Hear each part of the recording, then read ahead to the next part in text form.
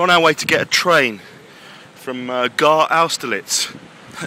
It's a long story, not a tall story, a long story. I've changed the lenses in my sunglasses. It's great. It's a really gloomy day, but with these lenses on, it's bright. Everything looks bright. It's great. Anyway, I've got to go down here and get an RER train. Paris is the Hotel California. You can check in, but you can't leave. I'm still in Paris. I walked, having got over my, just get run over by these buses that are leaving. Having got over my dicky tummy, I walked to Palaiseau, and I'm using a French guidebook, which is a little bit tricky. My French isn't that brilliant, so I miss some of the subtleties of the language. Like, for example, the word laisser, when used in the context of directions, doesn't mean leave, as in leave along this road, which is kind of how I would interpret it, or did, until I found out it means ignore. So quite often I was leaving along certain roads which I was supposed to be ignoring. Soon got the hang of that. And anyway, I got to Palaiseau, arrived there, and the book said that there was a refuge there, pilgrim refuge, and there used to be. It doesn't exist anymore. Well, the building still exists. It's now student accommodation or something. So no hotel, no refuge, nowhere to stick a tent. So I walked 2.5 kilometres back into Palaiseau, so it's kind of 5 extra kilometres on the whole. Got on a train back into Paris. The next day, took a train back to Palaiseau and walked from Palaiseau to Arpajon. Got to Arpajon at 8 o'clock in the evening, having got really badly lost again with the book. I think I did about 2 kilometres in 4 hours at one point.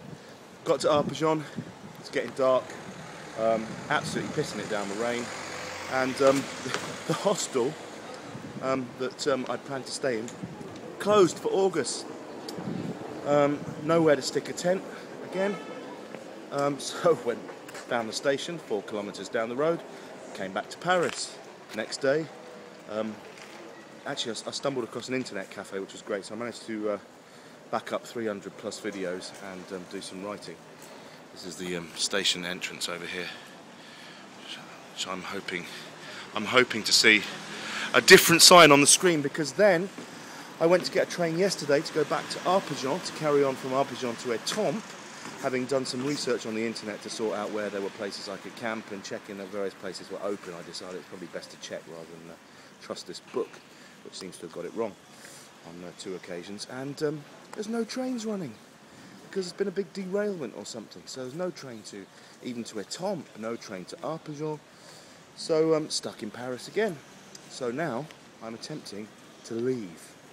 I'm going to go and have a look at that screen, and I'm going to see the time of a train, destination Dordain. I'm getting off at Arpajon, which is where I've got to on this walk, so I'm not gaining any ground here, I'm just going backwards and forwards. And I'm going to get to Arpajon, and I'm going to walk to Étampes today and arrive at a campsite this evening. That's the plan. That's where we're going. So this is the station entrance. Some people with some information. Don't need that. Access au train. Somewhere down here. Gare Austerlitz.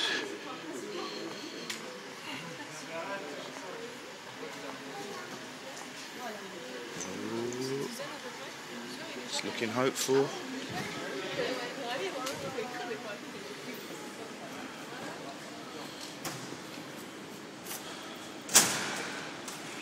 RER, that's the line. RER.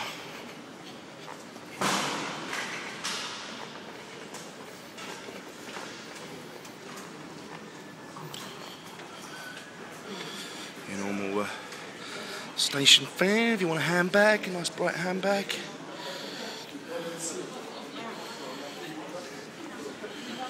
Umbrella. Do one of those today. Bonjour, madame. 2 hairbands. That's it. Give it a good dust. All right, let's have a look. Screen. Right, I'm looking for Dordain. Dordain.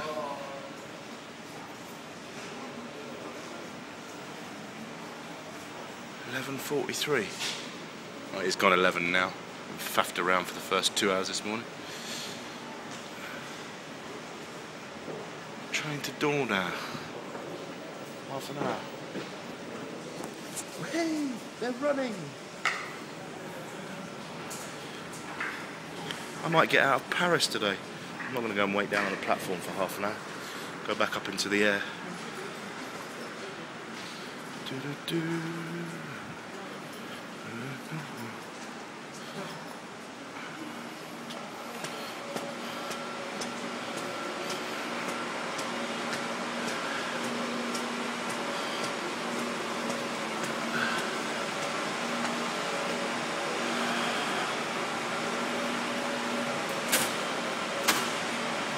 Gare Austerlitz. Austerlitz. I don't know how they pronounce it. Austerlitz. All I know is it sounds more like a concentration camp than a station.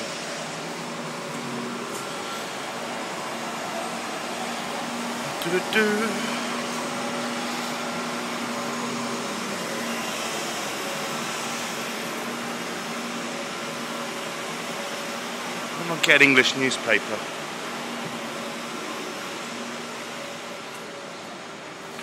No idea what's going on back home. It's probably a really good thing.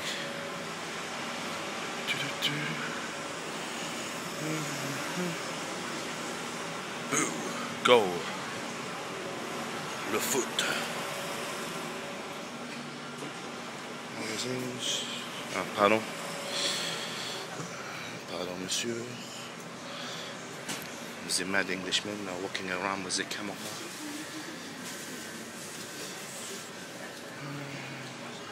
Charlie Hebdo, I don't know who that is.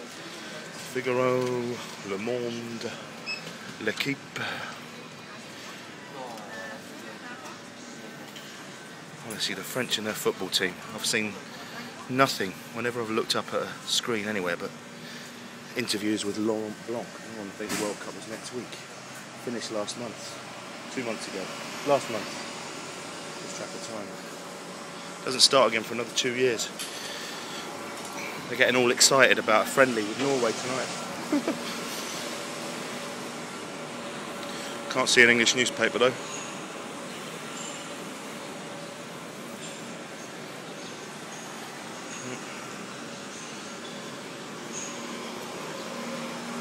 No, it looks like I'll have to just go and read my guidebook, brush up on my French, look up a few words in the vocabulary section on the dictionary on my iPhone, and maybe we won't get lost today.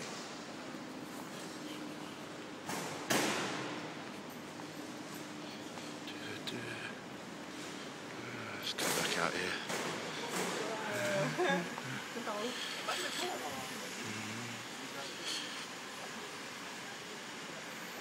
Nice place for a kip.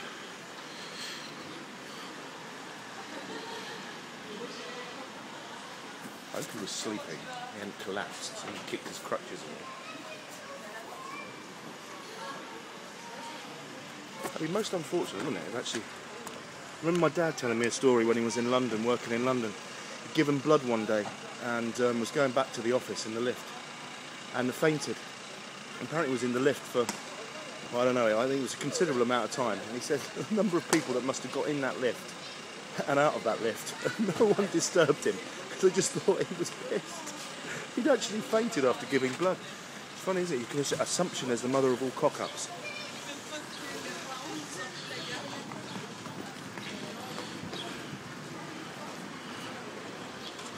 Necessity is the mother of invention. That was Plato. Adversity is the mother of improvisation. That was something I read in a book called By the Seat of Your Pants. Some very helpful tips when it comes to travelling. Pack your sense of humour. Be prepared to not go anywhere for several days due to tummy bugs and malfunctioning trains and dodgy French guidebooks.